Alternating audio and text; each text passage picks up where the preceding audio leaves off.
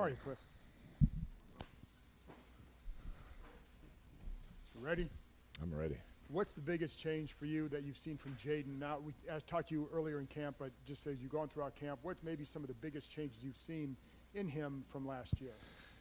Yeah, I think just the treating each practice, each rep like a game, full speed, whether it's carrying out his fakes, moving around to throw the ball away. It's like each practice rep he's getting, he's making it like a game, which that'll be a big help as we get into the season and as he continues to practice that way throughout the season. And then with Terry, what kind of things can you do now even to help make sure that when he gets back out in the field that there's not this long transition period to get that rhythm and connection back with Jaden? Yeah, with him or just kind of overall? With Terry in particular. Yeah, I mean, there hasn't been a ton of contact with him. He's been here, but he's been working with the trainers. So until he gets back on the grass, that's when we'll start building that back up. At that point, what can you do at that point to make sure it doesn't take a long time? Yeah, I think, that's one of those deals. It's just time on task, and luckily what they had last year to build a lot of rapport and chemistry, and Terry understands our system going into a year or two, so that should expedite the process. But to me, it's time on task together on the grass is really the only way that you can continue to build. Was there anything you were unhappy with from that New England game, or to show you anything you needed to work on? Yeah, you try to, improve in some area, no matter who's going out there, who's starting, who's playing. You want to be more efficient. I think, the turnovers were not good. I thought we had a chance to make some plays early in that game that we did not, and then it snowballed a little bit. Guys started pressing, but when guys have their opportunities, they got to make plays, and so hopefully we cleaned up some things. And I think the ball security is probably the biggest issue. To turn it over twice, that can't happen in any game. Kliff, obviously you guys are without some offensive linemen right now, especially inside. What do you kind of make of your interior line right now, and including the guys on the depth, because you have also the factors of those guys also? Yeah, I think they've done a nice job stepping up. Julian Good-Jones and Chris Paul. We moved Wiley in some. He's shown his versatility. Nick Allegretti started last year. Has done a nice job, and so we'll see how it shakes out when Brandon and Sam get back. But it was good to have those guys get that type of rep and us be able to move some guys around and see how it would function if something did happen. In the RB room, we obviously talked about some of the main guys, but in the scrimmage the other day, some of the other guys, Felton and Chris Rodriguez, had some good moments. It's obviously going to be some interesting decisions. What do you kind of make of that room, and particularly those guys at the back end? What are they kind of showing you? Yeah, I mentioned it the first time we talked. I think all 6 or 7 guys in there have a place in this league. They all have dynamic traits, all have things they do really well, and guys, when they had their opportunity, have played at a high level, especially last year when C-Rod got his chance, J-Mac. Kaz has shown some good stuff. Obviously, everybody's talked about Bill. So it's a deep group, and we just got to see how it shakes out. Hey, good morning, Coach. Kind of a football theology question, if you don't mind. So we talk about balance all the time, and to some people that means like 50% run, 50% pass. What does balance and balanced offense really mean to you, though, as a coordinator? Yeah, to me, it's basically about how can we be most effective against that defense on that day. I think that's what it comes down to, whether we got to run it 70 times and throw it 20 or vice versa. It's like the balance to be the best offense you can be versus that defense, that scheme, that personnel group that day is like what it is to me. I don't think you can go and say, hey, we're going to run it 25 times and throw it 25 times. Defenses change, personnel changes. Guys get injured, maybe their personnel change, and so you just have to be willing to do what you do best on that certain day. Hey, good morning, Coach. Good morning. I'm going back to the running back room because we did talk about that in the last time that you spoke with us, specifically on Brian Robinson Jr. What have you seen so far out of him this camp? Yeah, he's continued to progress. He's a guy that when you put the pads on and you really practice full speed is when he really shows up. I thought he had his best practice against New England when we did the competition versus them before the game, and just a guy who keeps getting better in our system. I think he understands it more and is more and more comfortable. Hi, Coach. Looking at this offense overall, have you seen them come together, starting to mash and gel?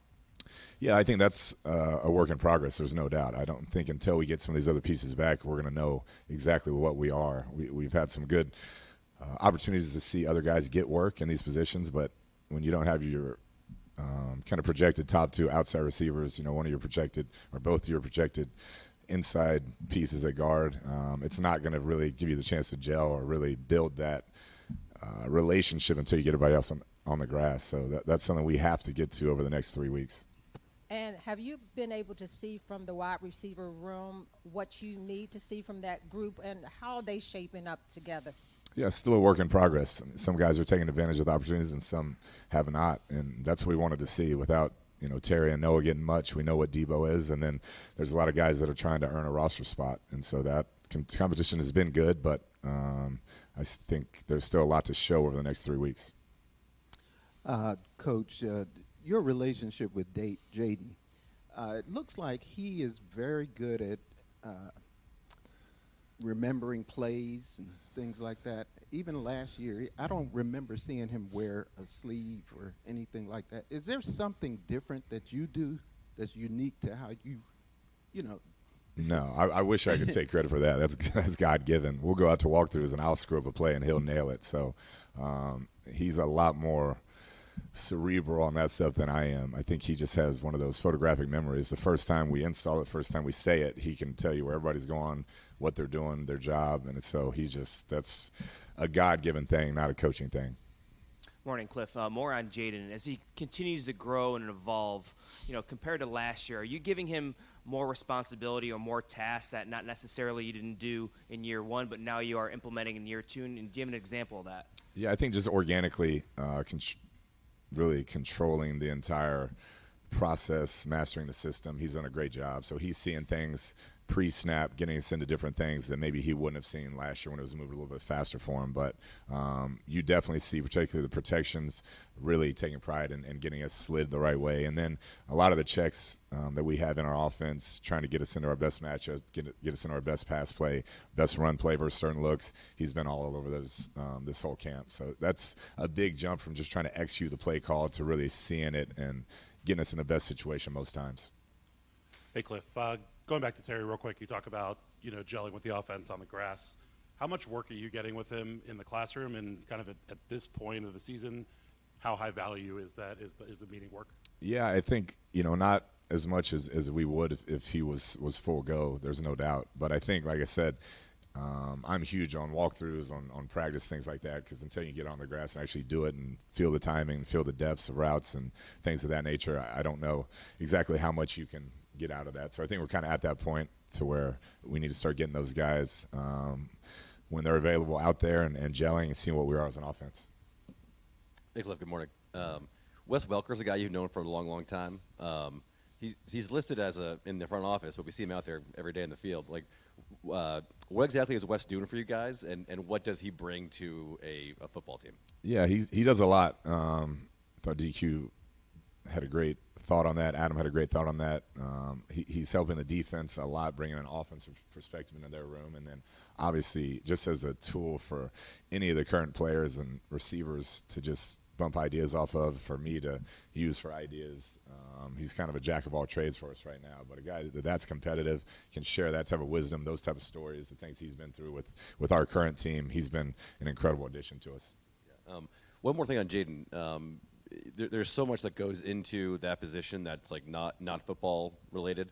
I guess, have you seen him handle that side of things? And has there been a change in that, given all that comes out of guy when you have the success he did in year one? Yeah, I have not. I mean, he's very laid back, still treats people tremendously well, very attentive in meetings, wants to be great, gets earlier and earlier on his walkthroughs. So if anything, I've seen pretty as much as overall routine and kind of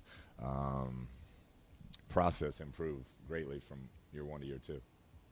Kliff, this might be a weird question for the offensive coordinator, but what have you learned about Joe Witt as a coach, as a leader, just watching his style, the little you get to interact with him? Yeah, very, very competitive. I mean, he wants to win every drill, fully invested. Guy works his tail off. He's up here all hours of the day.